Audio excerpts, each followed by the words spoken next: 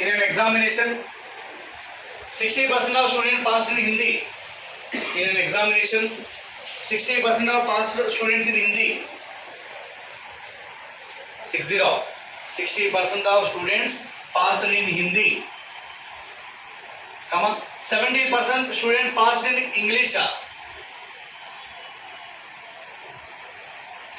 ఒక తరగతిలో 60% మంది విద్యార్థులు హిందీలో పాస్ అయినాం. గోపి రాసుకోవాలి. ఒక తరగతిలో 60% మంది విద్యార్థులు హిందీలో పాస్ అయినాం. 70% మంది విద్యార్థులు ఇంగ్లీష్లో పాస్ అయినాం. 25% ఆఫ్ స్టూడెంట్స్ 70% విద్యార్థులు మళ్ళీ first line 25% of students failed in math, 25% of students failed in both subjects. 25% of students failed in both subjects.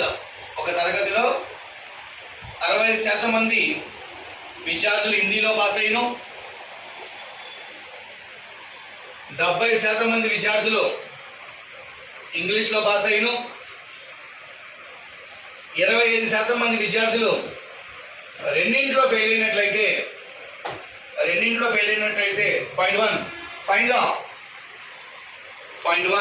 Find the overall pass percentage. మొత్తం మీద పాస్ అయిన విద్యార్థుల శాతం ఎంత? Point 2 find the overall fail students.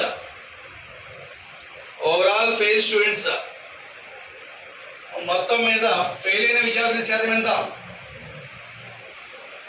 Point 3. Find the difference between overall passed students and failed students in percent.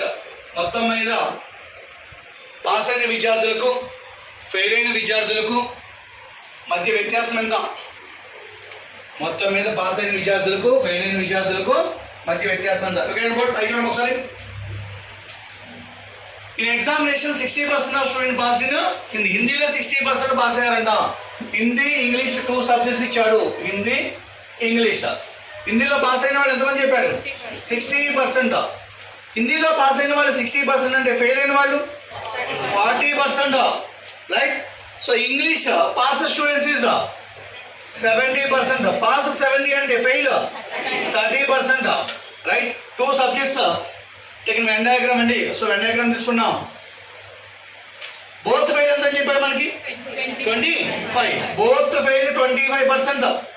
ఇది ఏ subject చెప్పాలి? హిందీలో total fail ఎంత ఉండాలి? 40. ఆల్రెడీ సర్కిల్ లో మనం ఎంత నెంబర్ రాసాం? ఫెయిల్ 25 రాసాం. టోటల్ 40 ఉండాలి. 40లో 25 సబ్ట్రాక్షన్ అయితే remaining 15. 15 plus 25. Hindi total 40 confirm అయింది. ఇది ఏ సర్కిల్ అమ్మా? English total fail 30. Already circle number ఎంత రాసాం మనం? 25. టోటల్ 30 ఉండాలి. ఆల్రెడీ 25 రాసాం. 30లో 25 సబ్ట్రాక్షన్ అయితే రిమైనింగ్ 5. బోత్ సబ్జెక్ట్స్ ఫెయిల్ ఎంతమంది? హిందీలో only Hindi fail, only English fail. ఒక సబ్జెక్ట్ లో ఫెయిల్ అయినా 2 సబ్జెక్ట్ లో ఫెయిల్ అంటామా పాస్ అంటామా? అందరూ ఎవరు ఫెయిల్ అయిన వాళ్ళు. సెకండ్ పాయింట్ మనకి ఏమి ఇచ్చాడు? Find the overall fail percent. So 15 + 25 + 5. 15 + 25 + 5 total ఎంత అయింది? 45.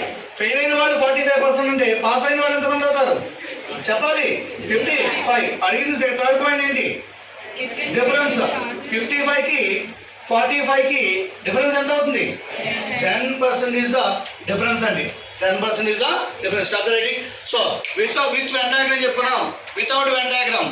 సో ఈ స్టెప్స్ మరి ప్రాబ్లమ్ సాల్వ్ చేసి 30 to 40 సెకండ్స్ కంప్లీట్ అవుతుందా? మనకి ఏ ప్రాబ్లం ఇచ్చినా మన టార్గెట్ మినిమం 30 to 40 సెకండ్స్ లో కంప్లీట్ అవ్వాలి. కాబట్టి మోడల్ మనం చెయ్యము. మరి ఏం చేస్తాం చూడండి. ఫస్ట్ పాయింట్ ఏమన్నాడు? Pass. Second point fail. Third point difference find out చేయమన్నాడు. హిందీలో పాస్ అయిన వాళ్ళు ఎంతమంది? 60. ఇంగ్లీష్ లో పాస్ అయిన వాళ్ళు 70. పాస్ అయిన వాళ్ళు 60, పాస్ అయిన వాళ్ళు 70. టోటల్ లో మైనస్ బోత్ ఫెయిల్ ఎంత అని చెప్పాడు?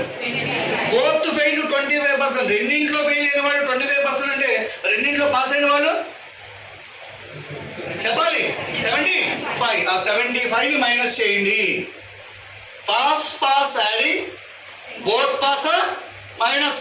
What is the difference? What is the difference? 5. What is the difference? 5. So 60 plus 5. 60. 5. 60. Difference 5 కదా మైనస్ 5 కదా. మైనస్ 5 సబ్ట్రాక్షన్ ఎంత అయింది? 50. 5. హిందీలో ఫెయిల్ ఎంతమంది? 40. ఇంగ్లీష్లో fail 30. Right. 40 plus 30 both fail ఎంతమంది?